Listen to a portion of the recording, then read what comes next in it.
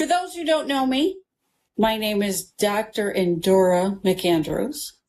For those of you who also do know me, I am a real retired emergency room doctor. And as you know, as we are the bottom of the food chain when it comes to doctors. And the one thing we survive on is the sense of humor, because we say humor is the best medicine. And if you lose that, it's going to be total carnage. Because, you know, laundry gets thrown and then people start to cry, you know, it just gets totally messy.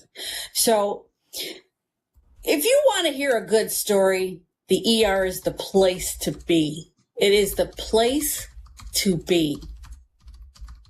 And you know what? And these stories that you hear, you can't make this crap up. You just can't. And people hand these things down from shift to shift, from experienced nurses, experienced doctors, to junior nurses, to trainees, to whatever. And you can't make these things up. And this is how a lot of comedians and a lot of doctors and nurses, you know, make their living on the side, and also keep from becoming alcoholics and drug addicts and so forth. That they get up on stage and they vent. And anyways, we have this little story. Some of these can be really, really bad. Some of these can be really good. But anyways, we had this one nurse. Murphy was a trainee nurse in his local GP's, you know, office. And last week, the doctor said, Murphy, I'm going to go for a round of golf, so I'm going to leave you in charge. And it's always quiet on Wednesdays. And so on his return, the doctor asked Murphy how he got, you know, how everything went. And Murphy said, well, I had 3 lady patients, and the first complained of headaches, so I gave her some Tylenol. And the doctor said, good. And then the doctor said, the second complained of a stomach ache, so I gave her some Gaviscon. And the doctor said, good, you learn fast. And the third, Murphy said, well, the third woman burst through the door, ripped her clothes off, jumped naked on the couch, screaming, help me, help me. I haven't seen a man in over 2 years. And the doctor said, so what did you do? And Murphy said, well, I gave her some eye drops.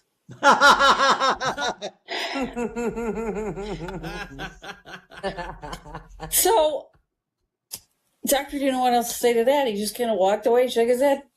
So, next story, this comes up. A woman goes to the supermarket, gets 2 shopping carts full of groceries, and goes to the checkout. And the cashier's making small talk. This is another Tales from the ER. And the cashier asks, well, what do you do for a living? And she says, well, I'm a proctologist. And she says, would you mind if I paid with a check? And the cashier says, no, not a problem. So the lady pulls out her checkbook and, you know, her purse, and pulls out a thermometer to sign the check, which obviously does not work. It says, some asshole's got my pen.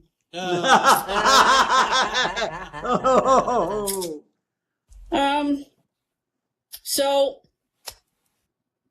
sadly, we do have these sad stories too. These tales of the ER again. I wish we could write a book. In fact, I think this one doctor did write a book, The Tales of the ER. So one day, this very older lady comes in. We shouldn't say old lady, but this older lady or distinguished lady comes into the ER, and she says she really wanted to kill herself. You know, she had all these modalities, all these problems, and she says, doctor, she says, what is the best and the fastest way to kill yourself? Well, you know what? The doctor looked at her over, and he says, well, I'll tell you what. Now, he knew what to do about this. He says, well, I'll tell you what. The doctor simply said, your heart is located under your left breast. So she went home, grabbed a gun, said a prayer, shot herself in her left breast, and she yelled, damn, the doctor lied. I just shot my knee. Ha ha, you get it? Yes. So, a doctor was wearing a flower garland around his neck when he went in to do an operation. And the patient looked up just before he went under anesthesia and says, "Why are you wearing a garland around your neck?" Doctor says, "It was my first operation, and if I succeed, it's for me. Otherwise, it's for you." All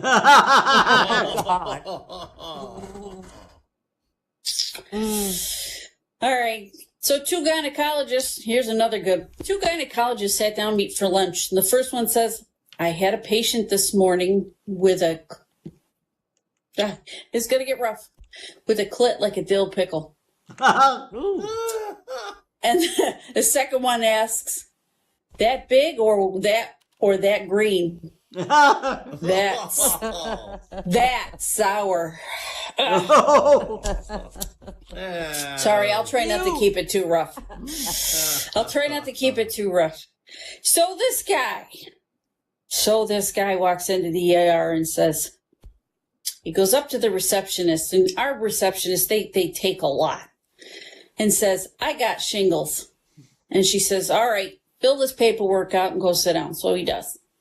The nurse calls him back to triage, and she says, "Well, what's wrong?" And the guy says, "I got shingles." And the nurse says, "Okay." And she writes this down. She says, "All right, go back and sit down."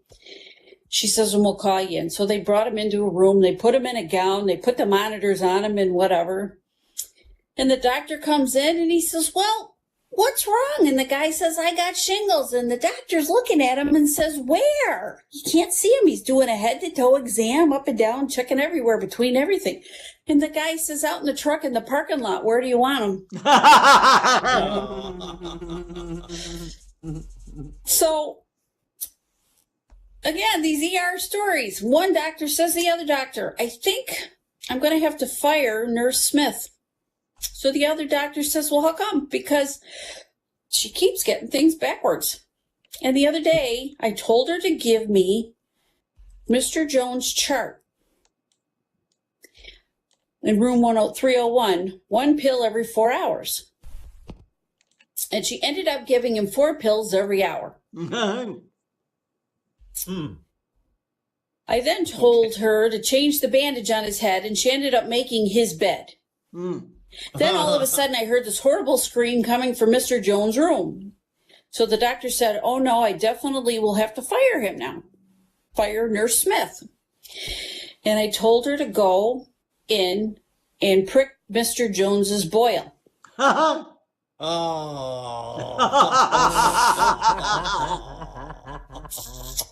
Yeah, not good.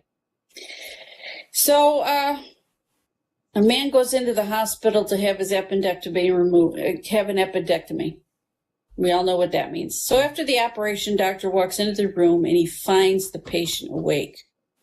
Patient asks how the operation goes. Doctor says, "Well, the good news, they had good news and he had bad news."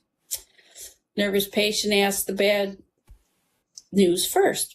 Doctor says that the medical charts were mixed up, and instead of an appendectomy, the man had both legs amputated. The man was upset and asked, what was the good news?